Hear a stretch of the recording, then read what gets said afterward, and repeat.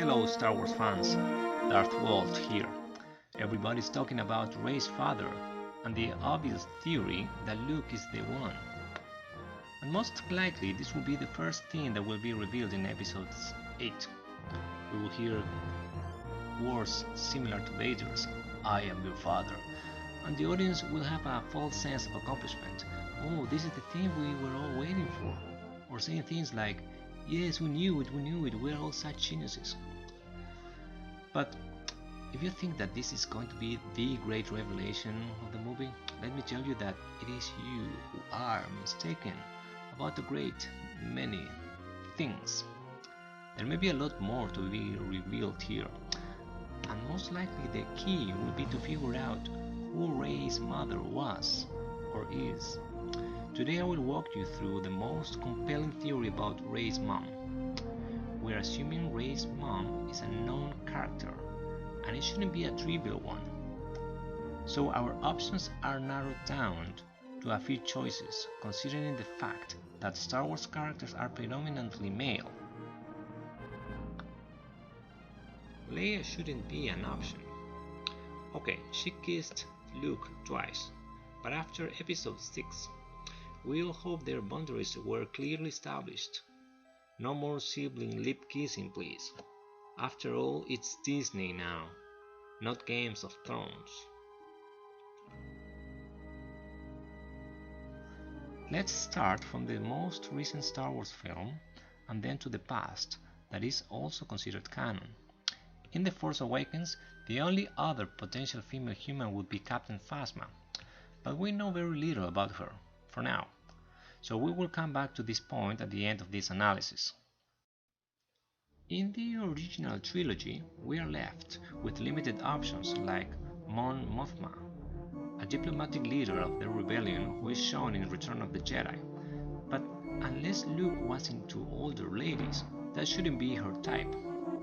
Okay, we know his father was married to Padme, who was 5 years older than Anakin. But come on, Mothma must have been a lot older than Luke's mom, as we see in this picture from a deleted scene of episode 3. And we also saw Mothma in the Clone Wars series, so she would be at least 2 decades older than Luke. That's too much, my friends. I know Mon sounds like mom, but no thank you. Assuming Rey's mom is of similar age as Luke, then we may need to look a bit back in the past in the Star Wars timeline. Rebels. Wait, you don't know what Star Wars Rebels is? It's a TV series set approximately 4 years prior to the events of Episode 4, and it's completing its 2nd season as we speak. We have 3 important female characters in Rebels, but 2 of them are aliens, Hera and Ahsoka Tano. Being Rey a full human, these are not the moms you're looking for. So let's analyze the 3rd one, Sabine Wren. Don't get too distracted by her last name, it's spelled W-R-E-N. So for now we're going to ignore the fact that it sounds exactly the same without the W, as in Kylo Ren, okay? Sabine starts the Star Wars Rebels as a 16-year-old Mandalorian graffiti artist. Let's stop right there. Rebels is set approximately 15 years right after the events of Episode 3. Why is this important? Because Luke was born at the end of Episode 3, so Sabine is older than Luke by only 1 year. Age-wise, she looks like a suitable candidate. Let's see if we can get further into this option. We know very little about her background, but there are some clues that are emerging. In the episode The Protector of Concord Dawn, when she was confronted by other Mandalorians, she says she belonged to the House Vizsla, meaning the traitor faction group called Death Watch. And she acknowledges this by saying, "My mother was." Was she really referring to her real mother or her adopted mother? In Star Wars, The folks that raise you normally don't share your bloodline. So perhaps her bloodline is related to a powerful Mandalorian who had to hide her feelings due to politics. I'm talking about the Duchess Satine of Mandalore, a key recurring character of the Clone Wars series. Wait, you don't know what Clone Wars is? You are 125 episodes behind. There were 6 seasons and 1 movie telling the story between episode 2 and episode 3, so go find them and watch them now. Back to Satine. Her full name was Duchess Satine Rice of Mandalore. You can see the similarities here in the name. Sabine, Satine. What else do we know about Satine? She was introduced in season 2, and we know she and Obi-Wan Kenobi were very close friends, to a point that in one episode Anakin refers to her as Kenobi's girlfriend, just to tease his master. Kenobi once said that he could have left the Jedi Order had Satine asked. We know she died prior to episode 3, to be more precise, in season 5 of Clone Wars, episode 16, The Lawless. One of the most dramatic episodes of the entire series, because it includes possibly the best Sith versus Sith duel. I want to spoil this awesome fight, but this episode is critical to understand the link in this theory. Let's focus on the main topic. Kenobi went out of his way and against the Jedi Council to go to Mandalore to save the Duchess. She recommends Kenobi to contact her sister for help, to which Kenobi replies, "What sister?" Then when Satine died in Kenobi's arms and uses her last words to reveal her true love for him, Kenobi later confirms that Satine was survived by her sister Bo-Katan, who came to save Kenobi, and in the process she displayed fighting skills similar to those of Sabine Wren in Rebels. So now it's the time for you to ask, what if? What if Satine and Kenobi, you know what? What if Satine gave birth to Kenobi's daughter without Kenobi's knowledge to protect his career in the middle of the Clone Wars? Who could have raised her daughter if Satine has already died? Bo-Katan would be the most logical choice because the two sisters reconciled at the end. But why Sabine, 16 years later, mentions the traitor house Vizsla? Well, there is a connection. In Clone Wars, Pre Vizsla was the leader of the Mandalorian group called Death Watch, and in the previous episode Shades of Reason it is clear that Bo-Katan was the second in command to Pre Vizsla.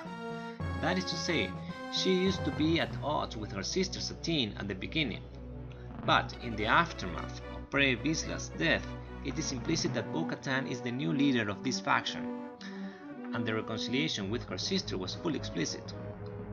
This could explain 3 things. After the fall of the Duchess and the collapse of the Mandalorian world, 1. Bo-Katan may have been in charge of raising Sabine. 2. Bo-Katan introduced Sabine to the House Vizsla, ensuring she would be protected for the coming years. And 3. Sabine learned fighting skills and Mandalorian customs from her surrogate mother. Sabine, of course, ignores her true bloodline. Although she was raised by her aunt, she would be a Kenobi and the daughter of a Duchess, Satine of Mandalore. Good news, Sabine! You will be entitled to be a Disney princess after all, of course, along with your future sister-in-law, Leia Organa.